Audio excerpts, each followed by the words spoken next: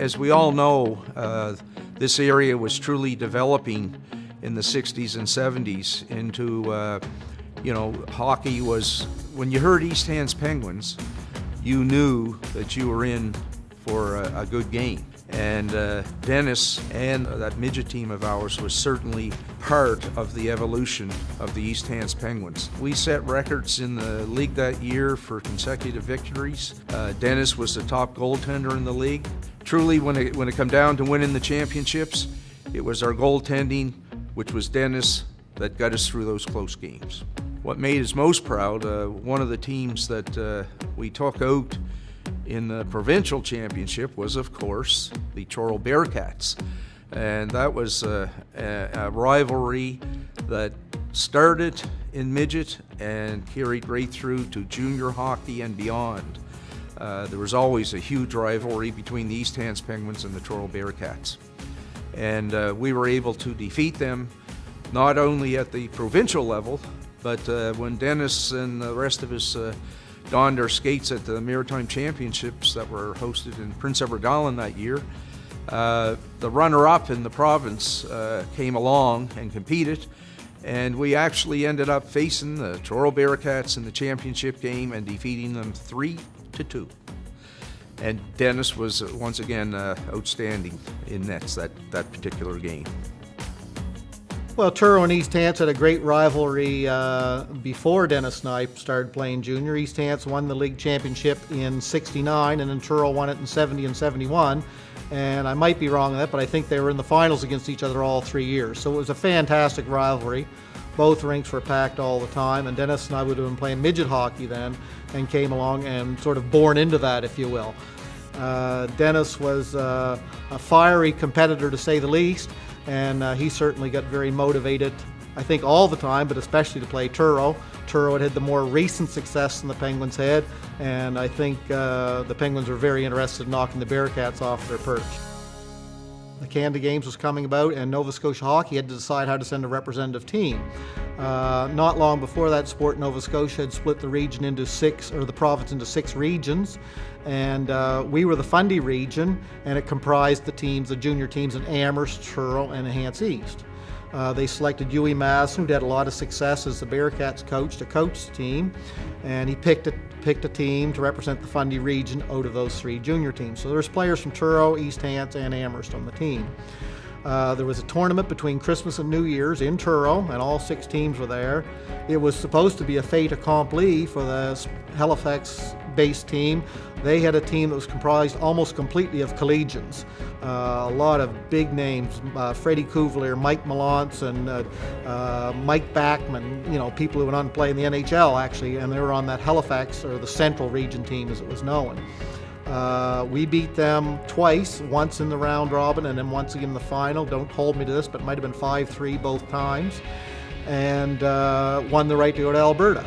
And we fly to Alberta and had a magical week there. We played 7 games in 7 days. I hear them talking now about that's too much hockey, but it didn't bother us. And had a great week there, and went 4-1 in the round robin, won a stirring semifinal match against Quebec, came from behind in the 3rd period to win 5-4.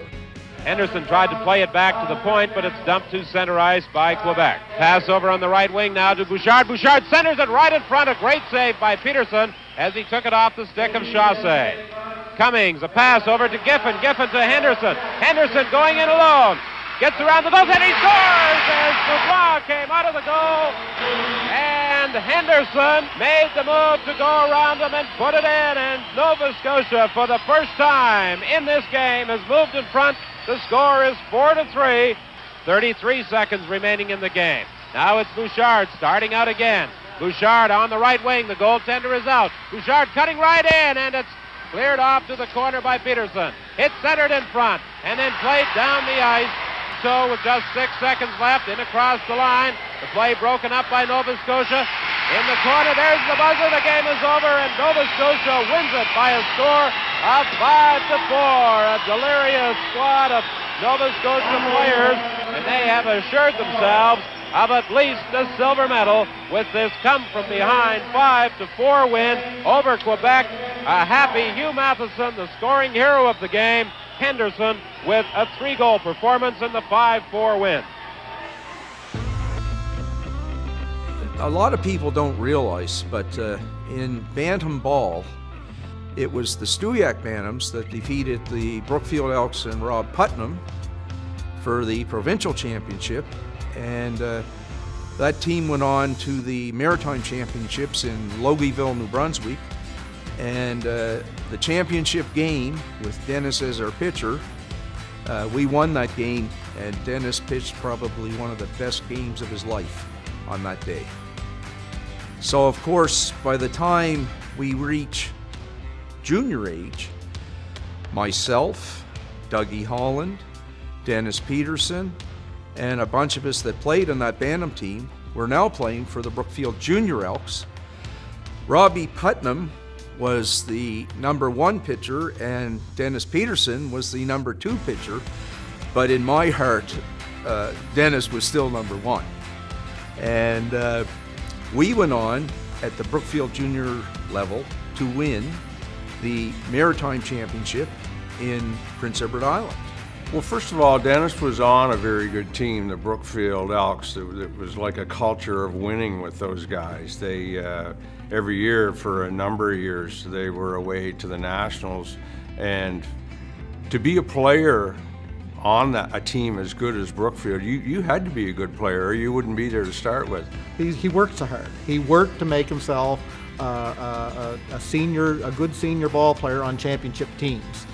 Like I say, on raw ability alone, and I don't think Dennis would be annoyed at me saying that, there may have been a number of guys with his natural ability or more natural ability than him. But he persevered and he studied the pitchers and he worked very hard to make himself a good senior ball player. I will go back a bit to 1977, which was the year Dennis and Steve Locke came up from our intermediate team to play with the seniors, and we jokingly called them the Gold Dust Twins, because for the first 6 years they played there, we were provincial champions, which set a record for a team to win the provincial championship 6 years in a row. And in '77, the first year we went away to Hull, most of us very young, anywhere from 21 to 23 years old, and we won a silver medal at the Nationals in Quebec. Went back again in '78 to St. John, won a bronze medal there, and the 1980 team that won the Canadian Championship in Saskatoon was maybe 75% of the talent of the '79 team that didn't make the playoffs. But it was the old case where everyone on that team was pulling on the same rope. He was a real team player, and he would basically do whatever it took for that team, for his team to win the ball game. So if that meant him sacrificing or whatever the case, that's what Dennis would do. He was a full-out team guy. It was the absolute heyday of softball. Canada had won the Pan Am Games gold medal in 1979, and Canada was the place to be in fast-pitch softball at that time. Here we are back at Gordon Howe Park and getting ready for the first pitch of this championship game for the Canadian Senior Men's Softball Championship of 1980. That'll bring up Dennis Peterson, the right fielder. Henderson's always known for his percentage coaching, playing the percentages, and we suspect a bunt here. All right, drops it right down in front. There'll be no play at second base. And Peterson does the job that he was sent up there to do as he sacrifices Putnam over to second base with one away, a man in scoring position. Brian Weeb making his first appearance at the plate.